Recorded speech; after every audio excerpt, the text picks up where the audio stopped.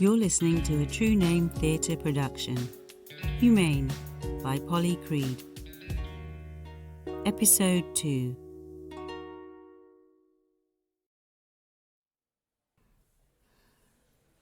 I'm standing in the co-op, but I'm not even really sure what I came in for. I stand there just staring at the tins of baked beans and tomatoes. The lights are fluorescent and I'm so tired that the speckled pattern on the floor is just swimming in front of my eyes. Then I sort of jog myself and I'm on autopilot, filling my basket with Pampers and chocolate digestives. I put all sorts of stuff in, hair ties and loo roll and Angel Delight, which I've never bought, ever. Wouldn't even eat it at school, but I'm craving it. I need sugar, I think. I get almost every flavour, strawberry, butterscotch, chocolate, white chocolate.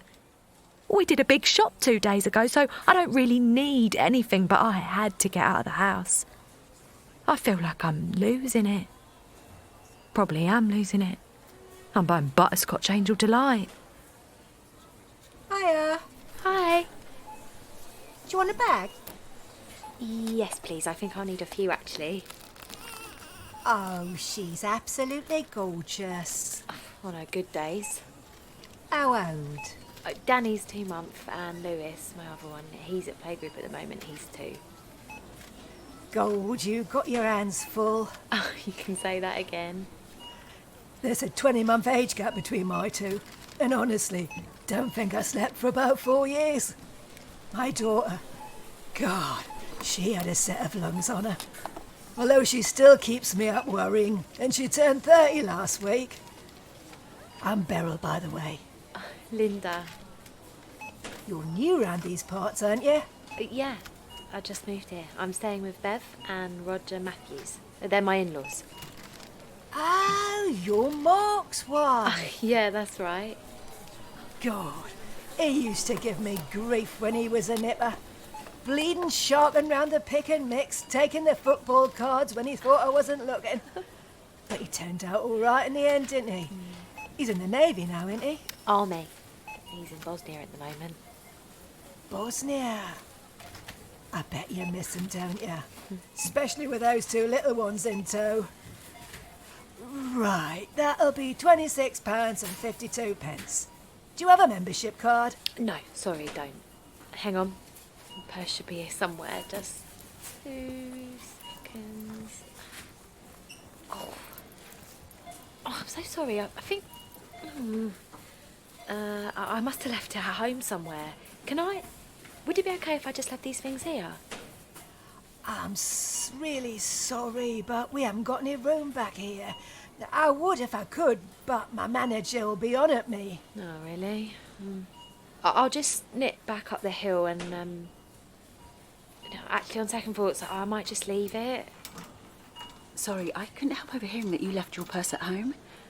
What if I got these? You can pay me back later? Oh, that's very kind of you, but I couldn't possibly. I don't even know you. Look, I know what it's like dashing out to buy nappies. You don't want to be up and down a hill more than you need to. No, that's nice of you, but it's really not that far. Don't worry, you can pay me back later. Well, if you're sure. I'm sure. Thank you. Honestly, thank you so much. I'm Alice, by the way. Nice to meet you. I'm Linda. Here, let me help you with that. Thank you so much for everything. Angel Delight. For me, it was marathon bars. Used to eat about 5 at a time to get me through. I think I averaged about 3 hours a night with my eldest, Jamie. Oh, really? That's good. Sorry.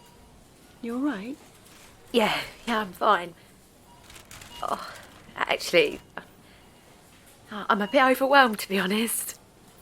Danny, my youngest, she won't stop crying.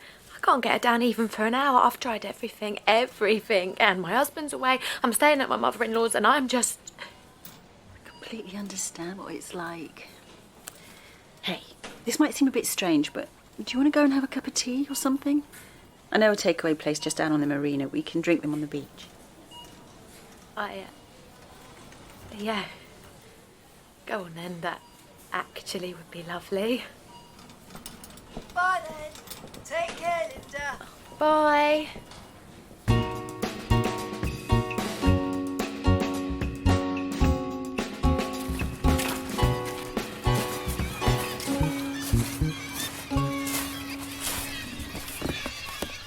Oh, there we go, Danny. Good girl.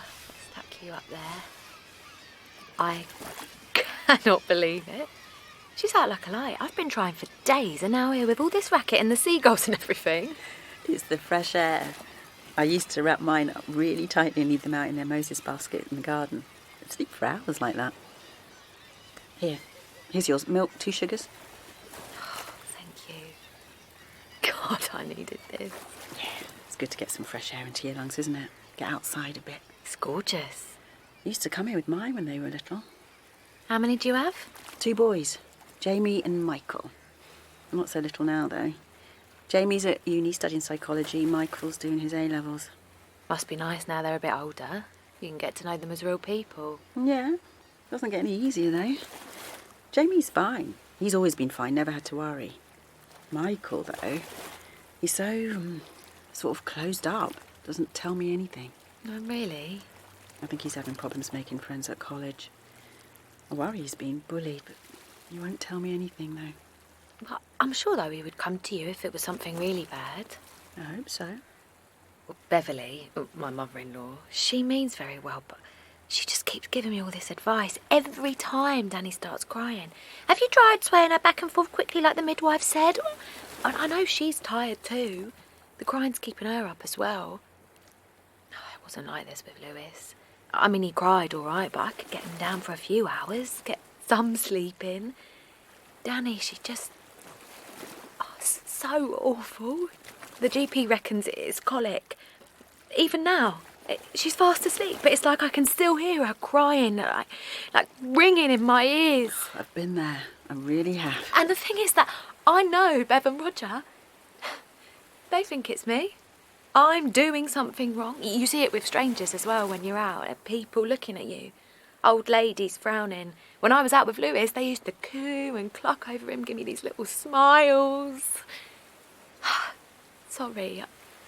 I shouldn't be saying all this. Honestly, I love being a mum, and Bev and Roger have been so kind. I'm just so tired, that's all. Sorry, I'm such a mess, forgetting my purse, buying bags and bags of Angel Delight. Don't be silly. It's completely fine. It's such a relief to talk about it. And my family's all back in Chelmsford, and it's hard to meet anyone here. I mean, you see people at playgroup and you start to recognise the odd face in the street, but you can't really go up to people and just start talking. Hey, you should have one of these. Thanks.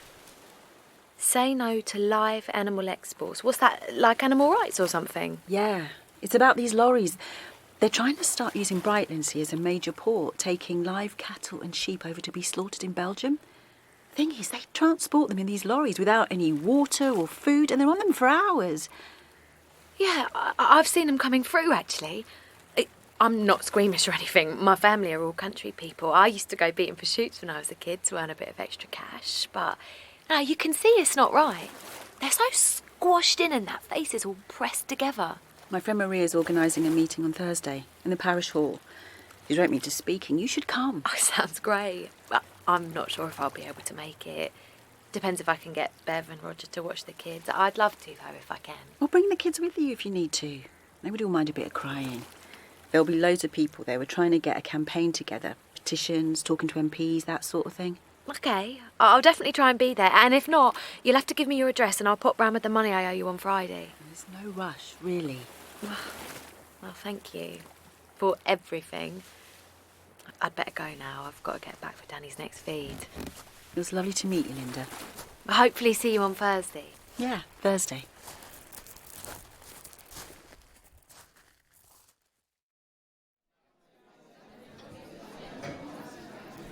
Maria said she thought it would be more people than usual, but not this. There must be almost 1,000 people here. Sorry. I'm late, so I sneak into a seat near the back. There are all sorts of people there. Mums from playgroup who I recognise and loads of oldies. I spot a few older kids I know from school there with their parents. Em Taylor, who's in my Year 10 class, is there by herself. She's got a notebook ready to take notes. She gives me this little smile. Hi, can everyone hear me? My name is Alice MacDonald. Thanks to you all for coming out this evening in spite of the weather. So, the situation is essentially this. An exporter named Richard Culver has decided to start exporting his livestock out of Brightlingsea over to Belgium. As the town has one road in and one road out, this means that the lorries carrying the animals have to pass directly through the centre of Brightlingsea, passing the Colne Senior School and Brightlingsea Junior School to get to the shipyard. As we all know, these animals are often distressed and in very poor condition. They have been on these lorries for many, many hours without any food, rest or water. By the time they reach Brightlingsea, typically some animals will have died. Many more will be injured. We cannot stand for this in our town. It is a dirty, repugnant trade, and Brightlingsea will not stand for this. We can't let our children grow up believing that this is normal. Hear, hear. I've written to Richard Culver and some of the other parties involved, and nobody seems to care what we think. So I suggest the best course of action would be to get in touch with Bernard Jenkin, our MP, some local councillors, some of the local papers, start a petition. The first thing I need to know then is if there's anyone who would be happy to head up the petition. I don't know why I did it, really. Maybe because nobody else was and I felt sorry for Alice standing up there and she'd been so kind to me with the shopping and everything. I just felt my hand going up before I'd even thought about it. Great. Thanks, Linda. If anyone else is interested in helping, please see Linda at the end of the meeting.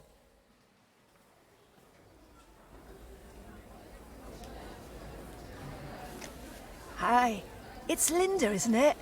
We met the other day. You was the one who forgot her purse. Oh, yeah. You was working on the till. I'm so sorry. What was your name? It's Beryl.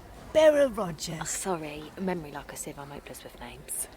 Oh, don't worry about that. I'm just the same.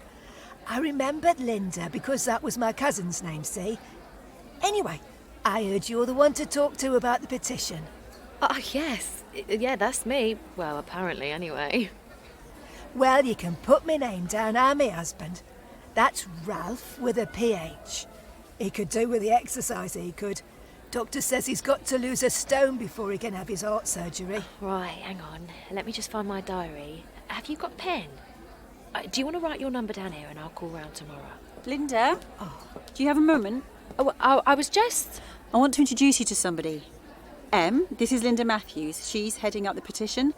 This is Emily from my Year 10 class. She's very bright. Did this amazing collage the other day, inspired by Damien Hirst, all about the live exports. I'm also a vegetarian and I work at the body shop in Colchester, so I know a bit about animal cruelty and stuff from that. Great. Is it okay if I put you down to help me with the petition too then, Em? Yeah, I'd love to help. Here, I'm all done. You can write your name next to mine. Thanks.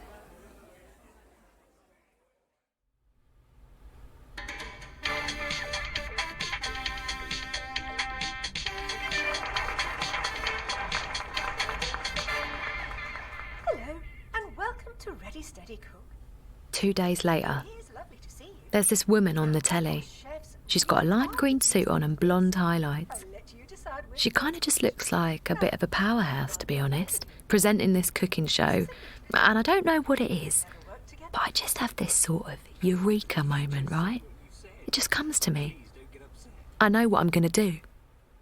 So anyway, I get up early the next morning and I nip out to the shops first thing before Bev and Roger are even awake. And I buy cartons and cartons of eggs and flour and cocoa powder. It's much harder on the way back because it's uphill and I've got the double buggy laden with bags and there's a gale blowing. When I get in, I unpack it all and lay it all out so the kitchen table is completely covered in these little glistening packets and boxes. I just stand there and marvel at it all for a moment. Then, pinny on, radio up. And I get cracking. I'm channeling Fern Britain, 200 cupcakes. We make 'em chocolate, because why wouldn't ya? Why do that? That's it. Now pour that all in. Good boy. Wow, you're a proper little cook, Lewis. We decorate them with my mum's chocolate icing recipe. Oh my God, it's so good. I know I'm biased, but honestly, it is the best chocolate icing you have ever had. Then we decorate them with every single type of chocolate I can get in the co-op. Chocolate fingers, chocolate buttons, chopped up flakes, even those little discs ones with sprinkles on. When we're done, the whole kitchen is covered in flour and melted chocolate. And Lewis is covered. But my God, do they look amazing. Oh my goodness! Look at your face, Lewis. No. Stay away from them walls, please. No, don't touch anything, okay? Right, let's go and wash your hands before Nana murders me. I drive so carefully, praying they won't tip over, down to the Tesco car park where we've got a little table set up, asking people to sign the petition. These are so good, Linda. Really yum. There goes my Weight Watchers. They're worth it, though. Oh, sorry they're a bit rustic. Well, it's not quite bribery, but hopefully it might help them to listen to us. Ah, now she's learning, ain't she? We go door to door, Linda and I. We stand in supermarket car parks for hours. We stand until our whole bodies ache. We talk until we lose our voices. Good morning. So sorry to bother you. Hi, darling. Hi, do you have a minute? I was wondering if you might be interested in signing this. It's a petition. A petition to stop the live animal exports. We're collecting some signatures today. These poor, defenceless animals. Imagine being locked up like that for 30, 40 hours with no food, no water, rest or anything. I've seen them all coming past, legs and arms all over the place. It is awful. Cattle and sheep. Anything you could do would be enormously helpful. Please come along to our meeting on Tuesday. Oh, thank you so much. Yes, right there. Thank you. Thanks very much. Thank you. Thanks. Thank you. Thank you. Thanks. Thank you. Take care now. Thanks. Oh, thanks a Ta. lot. Cheers. Ta. Means a lot. Bye now. Thank you so much. Thank you. Makes such a thank you difference. so much. Thank you. Thank you. Thanks. Thank you. Thanks. Yes, absolutely. Brilliant. Thank you. Thank you so much. Oh, thank you. Goodbye. Look forward to seeing you. Cheers. Take Thank care. you. Bye. 100 signatures. Thank you. 200 signatures. Thank you. 500. Thank you. 1,000. Thank you. 3,000. Thank you. 8,000 signatures. People are so angry when we tell them about it. I just hand out cakes to start with, letting Alice and Maria and Sue talk. But soon I start having these amazing conversations with people, and with the other helpers too. They're mostly older ladies in their 60s. Some of them are well into their 80s, but the energy, you know?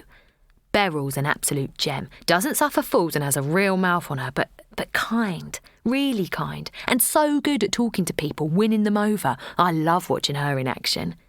It feels amazing just being there to help, you know?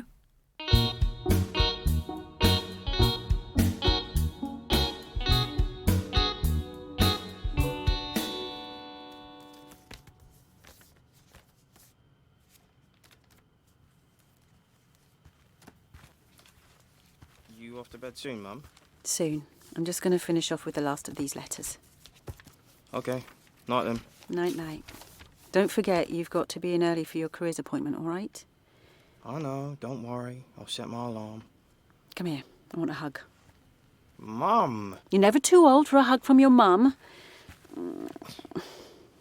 Night then. Night. I should go to bed too, but I don't. I sit there for hours. It's late. The sitting room is illuminated by the soft glow of a floor lamp. The window panes are liquid blackness. I'm surrounded by piles and piles of paperwork, letters to all the local somebodies, MPs, journalists, councillors, the odd local celebrity. Outside, it feels like there is nothingness. All I can see is my own face reflected back at me. I look tired. Michael's guitar stands in the corner, covered in a film of dust. He used to play for hours and hours, Smoke on the Water, Hotel California, all the classics. Used to drive me mad. But he hasn't touched it for months now. Hello? Hi, it's me, Linda. Sorry, it's so late. I didn't wake you. You told me that you struggled to sleep too, so I thought I'd try and call. No, it's okay. I was up. What time is it? It's just gone 2. Is everything okay? Has something happened? No, sorry. I shouldn't have called, really. I just fancied a chat. Wanted to hear an adult voice, to be honest. I thought maybe if he was up, we could chat about the petition. God, what a pair we are. Insomniacs Anonymous. At least you've got an excuse. I got her down for a couple of hours earlier, but now she's wide awake again, bawling. Poor thing. Let me know if you ever want me to babysit. I'm awake anyway. What are you up to? I was just trying to get some of these press releases done to send out. The Daily Times have told me they're going to run something. God, I don't know how you do it all, Alice. Probably because I don't sleep. No, but I'm being serious. You're amazing. How do you know how to do all of this stuff? The press releases, the petitions. Well, I was at art school in the 70s, wasn't I? We did it all. Women's lib, black power, civil rights. I may not look it, but I used to be a bit of a true revolutionary in my time. I can believe it. And then in the 80s, it all became about CND and apartheid. A load of my friends were at Greenham Common, so, it's only been the last 18 years that I've turned into a suit, as we'd call it. Since we moved out to the back of Beyond and had kids. Ended up teaching art. How come you ended up here then? Oh, my ex. He was a sociologist. Got a job as a lecturer at the uni, and I thought if we were moving out of London, might as well give the boys a taste of nature. Choose somewhere by the water. That makes sense. Andrew, my ex, moved back to London years ago. And now Jamie, my eldest, is up at Newcastle. Michael thinks he wants to go to Nottingham, so now it's just going to be me, stuck in the middle of nowhere. Did you go back? To London? Yeah. Or, where you're from originally. I mean Camden. I think about it sometimes, reconnecting with the old crowd, but I don't know if any of that exists anymore, to be honest. Everyone's moved out too, joined the march to suburbia. And I love teaching. I really do. More than anything I've ever done, it feels like something useful. I feel like that with this, with all the protests. Oh, yeah, I know what you mean. When we're out there canvassing or planning at our meetings, I get this feeling in my stomach, like this sort of burst of excitement. Well, like fizzing. And it goes up to my chest too, and I have so much energy. I feel like I could take off. I ain't had that since I was a little kid. It feels like Christmas or something. And sometimes, this sounds really sentimental. It's probably because I've just given birth and I'm still a hormonal mess. But sometimes I look at you all, this group of women, all ages, all walks of life. Just looking at you all makes me want to cry, because it's just so beautiful. Sorry, I told you I was a hormonal mess. I'm so silly sometimes. You should see me with films. Mark says, I'll cry at anything. No, that's not silly at all. It's very human, this drive for community. It's joyful.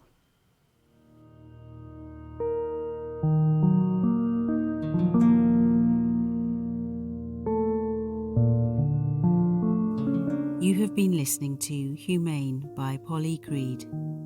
Alice was played by Marsha Leckie, Linda Francesca Isherwood, Bev Louise Jameson, Michael Esmond Cole, Beryl Margaret Ashley, M Rose Reed, Mark Luke Barton, Ralph Graham Seed.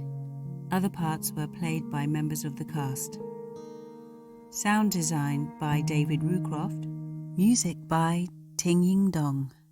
Director Imogen Wyatt Corner.